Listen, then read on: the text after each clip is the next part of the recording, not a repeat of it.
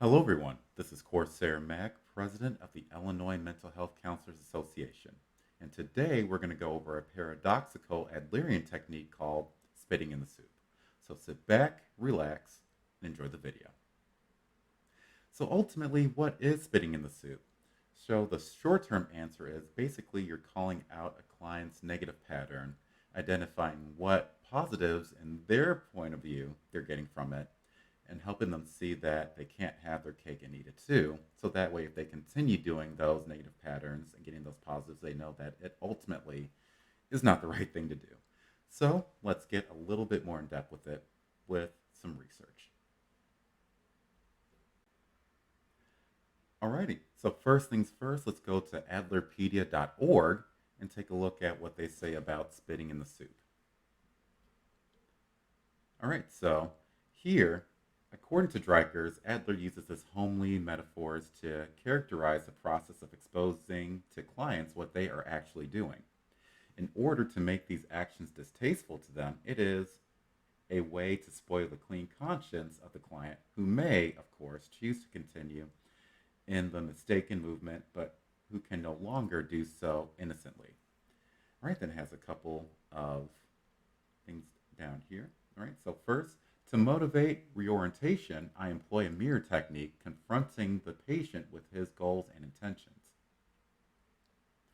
When the patient begins to recognize his goals, his own conscience becomes a motivating factor.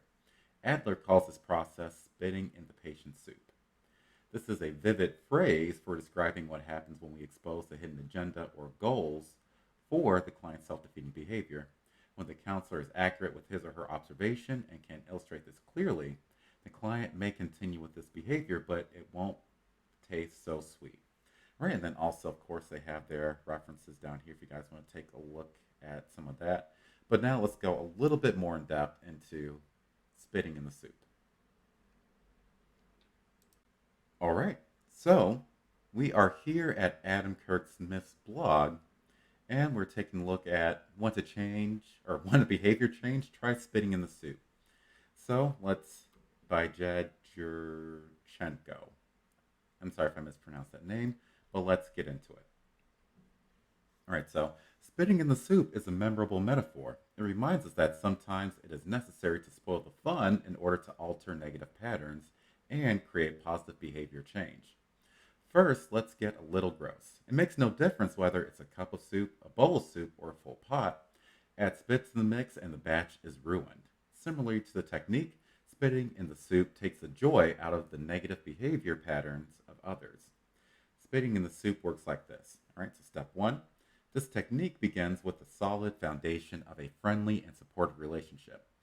Positive change always happens best with the context of relationship. This is true for parents who desire to create positive change in their children, bosses who long to break bad habits among coworkers, family members looking for alter behaviors in other members of the family, etc. Getting someone to act differently is rarely easy, while spitting in the soup is confrontational. It is less abrasive than other forms of dispute.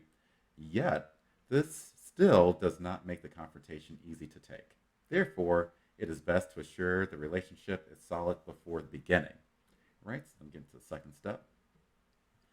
The second step is to succinctly point out the unhelpful behavior pattern. For example, a boss might say to his employee, I notice that you talk about how meaningful your work is to you, yet you also show up late to work. A mother may point out to her teenage son or daughter, on one hand, I notice that you say you want more freedom, but on the other hand, I see that you have a pattern of breaking the rules and getting those same freedoms taken away. Lastly, one friend may say to another, I hear you say that you want to get together more often, but I also notice that you often don't return my calls. Simply pointing out discrepancy between someone's words and actions may be enough to facilitate change. However, if more is required, you can always conclude with a question. This is done by asking, how do you reconcile this? Or how do you put these two discrepancies together? And then the last step, wrap up by being open to discussing the person's reactions or having their soup spatted. Bad habits develop over time and occur without much thought at all. Spitting in the soup is about bringing a persistent pattern of negative behavior into the other person's awareness without blaming or shaming. Spitting in the soup spoils the fun of negative patterns. This is why the technique is named spitting in the soup. As the old saying goes, people want to have their cake or soup and eat it too. Spitting in the soup says, I'm on to you. Now, let's go back to some of the previous examples. By examining the secondary gains that are occurring, we'll see why this tool is so effective. It is enjoyable for an employee to think that he can be both passionate about his job and slack off at the same time. This person has the benefit of viewing himself as a hard worker while simultaneously enjoying the payoffs of being lazy. Bringing attention to the fact that he can't do both ruins the fun. This also opens the door for further conversation. Also, similarly, a teenager who talks about longing for more freedom, then abuses that freedom and gets it taken away, maintains the security of the familiar. Growing up can be hard, and parents might even say, honey, I wonder if there is a part of you that is scared about gaining more adult responsibilities. Once again, the door is open for additional conversation. Spitting in the soup is a good tool for starting change, generating conversations.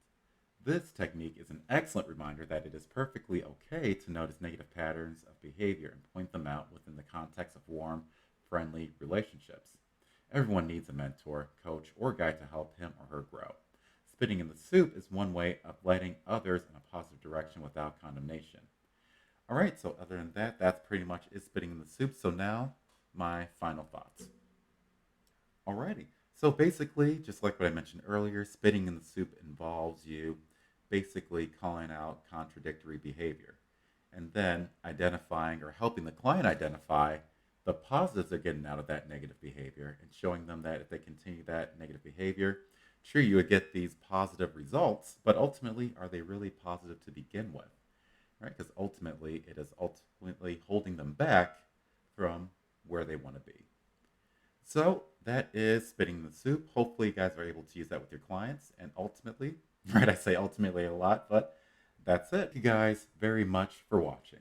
And if you have additional techniques you want me to go over, you can or if you are interested in being interviewed by us, or if you have anything you want us to go over, check out, so on and so forth. If you have any questions, please feel free to either call us at 815-787-0515, or you can email us at myemca@gmail.com. Thank you guys very much. Hopefully you guys will be able to use spitting in the soup with your future clients. And yeah, have a great rest of your day. Bye-bye.